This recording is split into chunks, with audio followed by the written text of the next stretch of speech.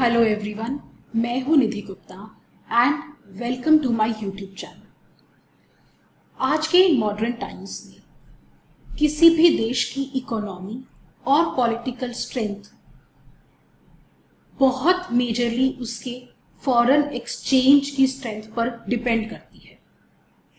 इसलिए हर देश अपने एक्सपोर्ट्स पर कोई टैक्स नहीं लगाता। रादर गुड्स और सर्विसेज के एक्सपोर्ट में जो टैक्स इनडायरेक्टली रह गए हैं उन्हें भी कॉम्पनसेट करने के लिए बहुत सारी इंसेंटिव स्कीम्स चलाता है। इंडिया में भी ऐसी बहुत सारी इंसेंटिव स्कीम्स थी।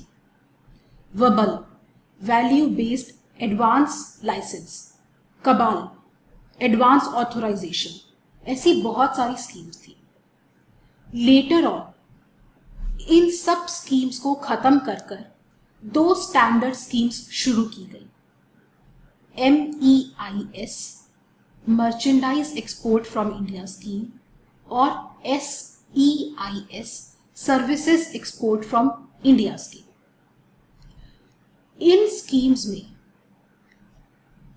FOB वैल्यू ऑफ एक्सपोर्ट के अकॉर्डिंग स्क्रिप इशू की जाती है, जिसे एक एक्सपोर्टर इंपोर्ट के टाइम कस्टम्स ड्यूटी पे करने के लिए यूज कर सकता है, और साथ ही साथ ये फुल्ली ट्रांसफरेबल भी होती है। तो इस तरह से ये गुड्स के तौर पर क्लासिफाई होती है HS कोड 4907 में। ऑब्वियसली GST आने से पहले इन पर कोई टैक्स नहीं लग रहा था, लेकिन GST आने पर बाय डिफॉल्ट इन पर 18% GST लग गया। सरकार को अपनी इस गलती का एहसास जल्द ही हो गया और पहले तो उन्होंने इस टैक्स को घटाकर 5% किया, और फाइनली 13 अक्टूबर 2017 को ही इसे फुल्ली एग्जेम्प्ट कर दिया। लेकिन हमारे जो टैक्स ऑफिशियल्स हैं, जो एक्सपर्ट हैं रस्सी का सांप बनाने में, वो कह रहे हैं कि आपने जो MEIS स्क्रिप्ट बेची है, क्योंकि वो एक एग्जेम्प्ट सप्लाई है, आप प्रोपोर्शनेट क्रेडिट रिवर्स करो। जब से क्रेडिट मैकेनिज्म इंट्रोड्यूस हुआ है वे बैक इन 1960s, ये लॉ रहा है कि कोई भी टैक्स पेयर टैक्सेबल सप्लाईज देने में जो गुड्स और इवेंचुअली सर्विसेज भी यूज करता है उसे उन पर दिए गए टैक्स का क्रेडिट मिलेगा। लेकिन वो जो एग्जेम्प्ट सप्लाई देने में गुड्स और सर्विसेज यूज करता है उसका क्रेडिट उसे नहीं मिलेगा। लेकिन हमेशा से झगड़ा उन इनपुट्स और इनपुट सर्विसेज को लेकर होता रहा है जो पार्टली टैक्सेबल और पार्टली एग्जेम्प्ट सप्लाई दोनों देने में यूज होते हैं, और GST में भी हम सेम लेगेसी फॉलो कर रहे हैं। इसका रेलेवेंट लीगल प्रोविजन है subsection 2 of section 17 of CGST act, जो कहता है कि जो गुड्स और सर्विसेज आपने partly taxable including zero rated supply और पार्टली एग्जेम्प्ट सप्लाई देने में यूज किए हैं, वहां पर आपको प्रोपोर्शनेट क्रेडिट रिवर्स करना होगा। और इस प्रोविजन के अराउंड GST में बहुत से झगड़े हो रहे हैं, और MEIS स्क्रिप्ट उसका एक एग्जाम्पल है। यहां पर लीगल फ्रेज पार्टली यूज्ड को प्रॉपरली इंटरप्रेट करना बहुत जरूरी है इस इशू को रिजॉल्व करने के लिए। सपोज एक 100 kg X प्रोडक्ट बनाने में 80 kg Y इनपुट यूज होता है। अब एक टैक्स पेयर वो पूरा का पूरा 100 kg X product domestic market में क्लियर कर देता है, तो अनडिस्प्यूटेडली उसने वो पूरा का पूरा 80 kg Y input taxable supply देने में यूज कर लिया। लेकिन अगर वो उस 100 kg एक्स प्रोडक्ट को डोमेस्टिक मार्केट में क्लियर ना करके उसे एक्सपोर्ट कर देता है तो उसे MEIS स्क्रिप्ट मिल जाती है।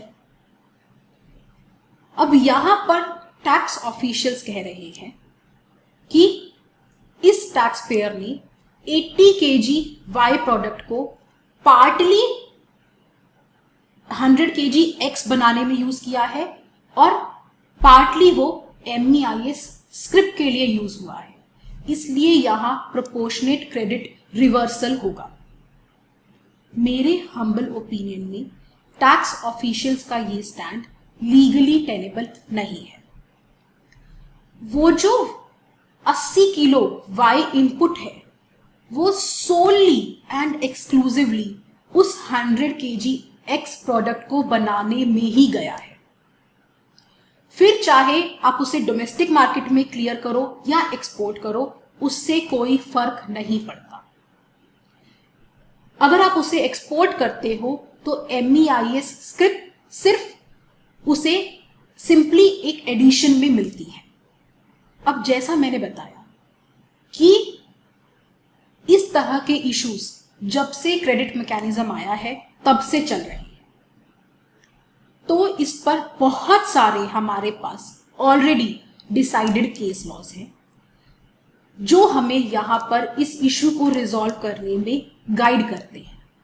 तो ऐसे ही कुछ इंपॉर्टेंट जजमेंट्स को यहां पर डिस्कस करते हैं। पहले डिस्कस करते हैं एक बॉम्बे हाई कोर्ट की जजमेंट। यहां पर एल्यूमिनियम इंगट से एल्यूमिनियम शीट्स बनाते हुए एल्यूमिनियम ड्रॉस और स्किमिंग एमर्ज होते हैं, तो अथॉरिटीज यहां पर क्रेडिट डिनाई कर रही थी इस ड्रॉस और स्किमिंग के एमरजेंस की वजह से। तो हाई कोर्ट ने कहा कि यहां टैक्स पेयर का थ्रस्ट एल्यूमिनियम शीट्स बनाने का है, ना कि ड्रॉस और स्किमिंग लेने का, तो यहां पर क्रेडिट डिनाई नहीं होगा। और इवेंचुअली सुप्रीम कोर्ट ने भी इसे अफर्म कर दिया। नेक्स्ट जजमेंट की बात करते हैं ऑनरेबल सुप्रीम कोर्ट की। यहां पर Hindustan zinc limited zinc produce कर रहा था, लेकिन कंसंट्रेटेड ओर की कैल्सिनेशन प्रोसेस के दौरान सल्फर डाइऑक्साइड एमर्ज होती है जो कि बहुत पॉल्यूटिंग है। इसलिए उस सल्फर डाइऑक्साइड को सल्फ्यूरिक एसिड में कन्वर्ट कर दिया जाता है as a non polluting measure, और ये वर्ड ओवर किया जाता है। तो ऑनरेबल सुप्रीम कोर्ट ने कहा कि यहां आप इस सल्फ्यूरिक एसिड को फाइनल प्रोडक्ट का दर्जा नहीं दे दोगे। ये Hindustan zinc limited zinc produce कर रही है, सल्फ्यूरिक एसिड नहीं। सुप्रीम कोर्ट ने कहा कि word over non ferrous metals के एक्सट्रैक्शन में टेक्नोलॉजिकली, कमर्शियली और कॉमन पार्लेंस में सल्फ्यूरिक एसिड को उसका बाय प्रोडक्ट ट्रीट किया जाता है। नेक्स्ट जजमेंट भी ऑनरेबल सुप्रीम कोर्ट के डिस्कस करते हैं DSCL शुगर लिमिटेड के केस में। जब शुगर चीनी बनाते हैं तो गन्ने का रस निकाल लिया जाता है और उसका जो छिलका बचता है वो एग्रीकल्चरल वेस्ट के तौर पर यूज होता है। लेकिन विद एडवांसमेंट ऑफ टेक्नोलॉजी वो इंडस्ट्रियल फ्यूल के तौर पर भी यूज होने लगा, तो उसकी कुछ वैल्यू भी आने लगी। तो सेंट्रल एक्साइज अथॉरिटीज इसके बेस पर शुगर मैन्युफैक्चरर से रिवर्सल मांग रही थी। तब सुप्रीम कोर्ट ने कहा कि पैसे तो कूड़े के भी मिल जाते हैं, इसका मतलब ये नहीं है कि वो फाइनल प्रोडक्ट बन जाता है।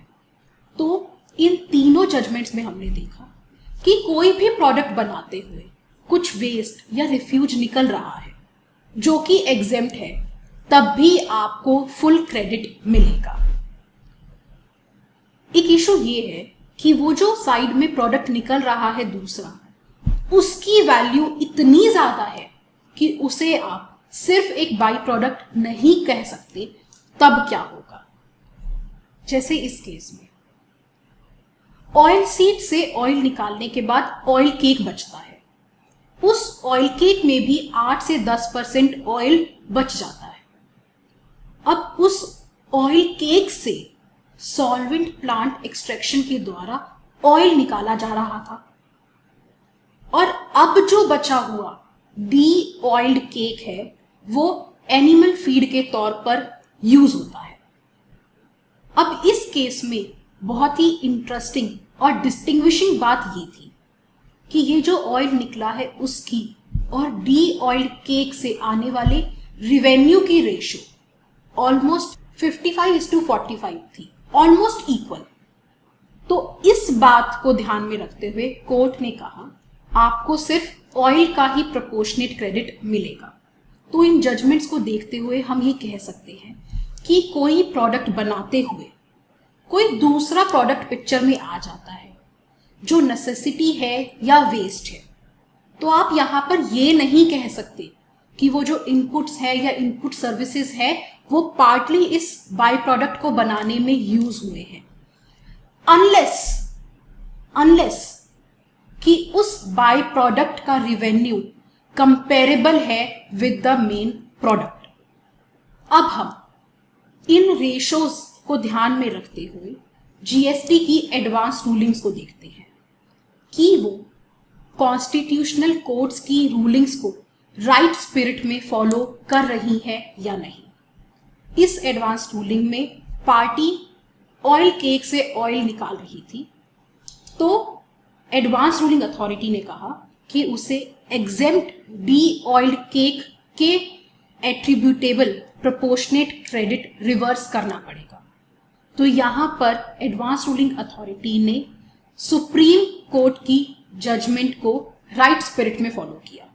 अब इस केस में पार्टी ने कॉटन से कॉटन सीड निकाली और उस कॉटन सीड से कॉटन सीड ऑयल निकाला और बाई प्रोडक्ट निकला कॉटन सीड ऑयल केक, जो एक एनिमल फीड है और एग्जेम्प्ट है। यहां एडवांस रूलिंग अथॉरिटी ने डिसीजन दिया कि पार्टी को प्रोपोर्शनेट क्रेडिट रिवर्स करना होगा, लेकिन बिना ये एग्जामिन करते हुए कि क्या वो कॉटन सीड ऑयल केक की वैल्यू इतनी सिग्निफिकेंट है कि वो मेन प्रोडक्ट से कंपेरेबल है। अब एक लास्ट एडवांस रूलिंग देखते हैं जो बहुत ही इंपॉर्टेंट और इंटरेस्टिंग है। आप सोलर पावर प्लांट लगाते हैं जिससे इलेक्ट्रिसिटी जनरेट होती है जो एग्जेम्प्ट है। अब हमने वो सोलर पावर प्लांट बनाने के लिए जो भी गुड्स या सर्विसेज यूज करी, बेसिकली हमने वो इलेक्ट्रिसिटी बनाने में यूज करी, लेकिन क्योंकि हम क्लीन एनर्जी बना रहे हैं तो हमें REC सर्टिफिकेट मिलता है जो हम आगे बेचते हैं और जिस पर 18% GST लगता है। तो क्या हम यहाँ पर ये कह सकते हैं कि हमने जो ये सोलर प्लांट लगाया है वो पार्टली हमने इस REC सर्टिफिकेट में यूज किया है? Totally absurd and ridiculous.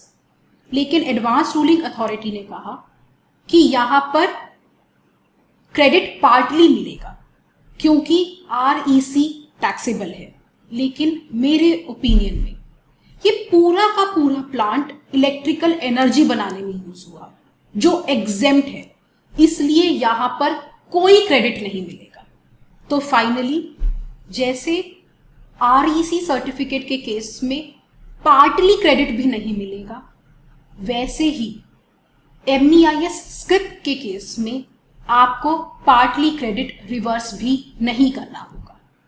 तो इन सभी जजमेंट्स को देखते हुए हमें यह समझ में आया कि ये जो फ्रेज है used partly for effecting taxable supplies and partly for effecting exempt supplies को राइट पर्सपेक्टिव में इंटरप्रेट करना बहुत जरूरी है।